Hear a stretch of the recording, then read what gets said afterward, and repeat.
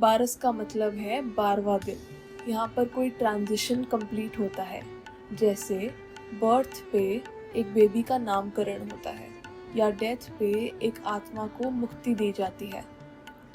पर इस बार मैं आपको एक ऐसी बारस में लेकर जा रही हूँ जहाँ पर सिर्फ डेथ और बर्थ की बारस नहीं मनाई गई, बल्कि हमारे अंदर के ईवल्स की बारस मनाई गई है। ये डॉक्यूमेंट्री एक थिएट्रिकल एक्ट की डॉक्यूमेंटेशन है जहाँ यंग आर्टिस्ट्स ने सोसाइटी के ईविल्स, सोसाइटी के बुराइयों का दहन किया, यानी उनकी बारस मनाई। हर कल्चर में कुछ ऐसे रिचुअल्स होते हैं जो सिर्फ ट्रेडिशंस ही नहीं बल्कि हमारी स्पिरिचुअल क्लेंजिंग के लिए भी होते हैं, और महाराष्ट्र में कोंकण रीजन में एक ऐसा ही रिचुअल है बारस। My name is Gayatri. And where from? I'm from Mumbai University. तो आपने कौन सा आर्ट फॉर्म? हम थिएटर टीम के पार्ट थे. We performed a skit. We won the silver medal here. तो क्या किस रिलेटेड था आपका? So हमारा skit टाइटल था बारस. बारस एक प्रथा है कोंकण रीजन में महाराष्ट्र के, जो जब कोई इंसान गुजर जाता है तो उनकी मेमोरी में एक जगराता टाइप होता है एसेंशली. और हमारा थीम था बारस बिकॉज हम सोसाइटी के जो ईविल्स होते हैं उनकी बारस मनाते हैं. सो हमारे 3 सीन्स थे. दे वर अबाउट एक नज़र से रिलेटेड था, जैसे एज अ सोसाइटी हमारी नज़र बुरी होती है लोगों की तरफ, और उसका रिज़ल्ट एक था शांति पर. हमारे मतलब केओटिक दुनिया में बहुत शोर होता है, कोई 2 मिनट शांति से बैठकर एक दूसरे से बात नहीं करता. तो ऑन दैट हमारी शांति चली गई है और इंसानियत चली गई है, ममता चली गई है. सो लाइक दैट हमने उन चीज़ों की बारस मनाई ताकि हम वो भूलकर एक नई शुरुआत कर सकें. बारस यानी कि 12वां दिन, ये इंडिया के कोंकण रीजन, महाराष्ट्र के कोस्टल रीजन में लाया करता है. वहाँ पर ये रिचुअल काफ़ी प्रोमिनेंट है. ये रिचुअल 2 सिचुएशंस में मनाया जाता है. पहला है जन्म के बाद. जब बेबी जन्म लेता है तब वो और उसकी माँ 12 दिन के लिए आइसोलेशन में रहती है, और 12वें दिन पर उस बेबी को पूरी सोसाइटी से मिलाया जाता है. उस 12वें दिन पर एक पूजा की जाती है, उसको कहते हैं नामकरण की पूजा, जब बेबी का नेम डिसाइड होता है. दूसरा है मृत्यु के बाद. जब कोई व्यक्ति मर जाता है तो 12 दिन तक उसका शोक मनाया जाता है. 12वें दिन पर उसकी आत्मा को एंसेस्टर्स के ग्रुप के साथ मिला दिया जाता है एक श्रद्धा सेरेमनी से, जिसको बारव कहते हैं. मतलब बारस एक नई शुरुआत है जहाँ पुरानी इम्प्योरिटीज़ को फुल स्टॉप लगा दिया जाता है और उन्हें पीछे छोड़ दिया जाता है. इंडिया में रिचुअल्स का काफ़ी महत्व है. यहाँ हर रिचुअल को साइकोलॉजिकल या स्पिरिचुअल मीनिंग से जोड़ा गया है.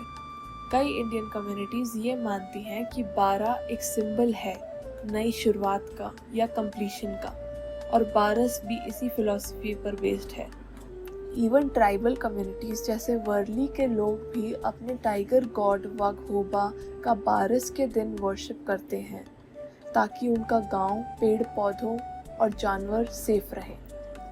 तो बारस का मतलब है purification plus protection plus new beginning. अब आते हैं इस एक्ट पर, यानी सोसाइटी के इविल्स की बारस को मनाना. कलाश थिएटर के यूथ आर्टिस्ट्स ने बारस का ट्रेडिशनल कॉन्सेप्ट लिया और उसे अप्लाई किया आज की सोसाइटी के अंदर के दुख, गुस्सा और प्रॉब्लम्स पर.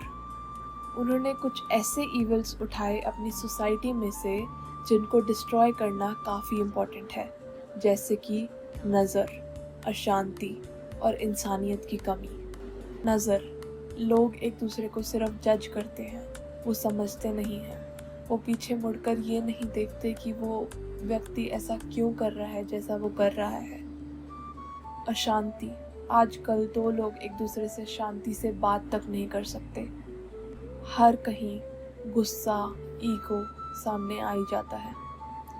इंसानियत की कमी, हम इतने इंसेंसिटिव हो गए हैं कि लोगों का दर्द हम महसूस ही नहीं कर सकते. हम पीछे मुड़कर देख नहीं सकते कि वो व्यक्ति कहाँ पर दर्द महसूस कर रहा है तो हम एक दूसरे के सुख में तो खड़े हो जाते हैं बट दुख में खड़ा होना भूल जाते हैं। शायद इसलिए ही रियल फ्रेंडशिप्स बनाना भी मुश्किल हो जाता है आजकल के टाइम में।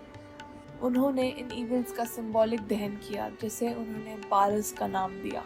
जैसे हम एक डेड बॉडी का अंतिम संस्कार करते हैं वैसे ही उन्होंने सोसाइटी के अंदर मर चुकी इंसानियत का संस्कार किया। ये एक्ट एक रिमाइंडर था कि रिचुअल सिर्फ ट्रेडिशंस नहीं, उनका एक मैसेज भी होता है।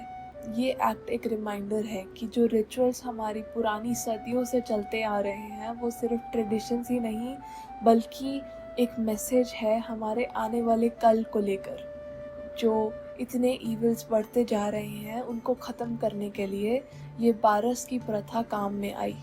बारस हमें सिखाता है कि हमें पुरानी बुराइयों को जलाकर नई शुरुआत करनी चाहिए। ये हमारे लिए नए रास्ते खोलता है।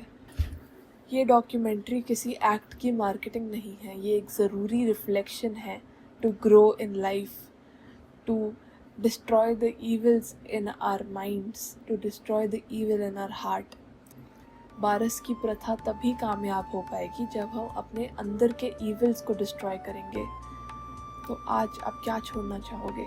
अपना गुस्सा, अपना एंगर, अपनी जजमेंट?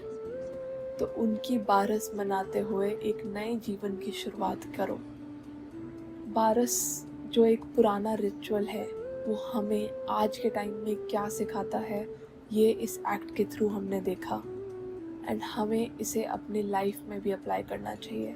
हमें अपनी नेगेटिविटी, अपनी एंगर, अपने गुस्से को कंट्रोल करके उनकी बारस मना के एक नई पॉजिटिव लाइफ शुरू करनी चाहिए।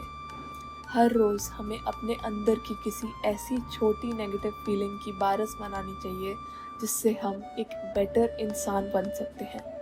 बिकॉज सोसाइटी की पुरानी रिचुअल्स सिर्फ रिचुअल्स ही नहीं थे, ये हमें कुछ सिखाते हैं, हमें अच्छा इंसान बनना सिखाते हैं।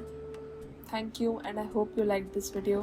If you do, don't forget to like, share and subscribe to Locally Lelo.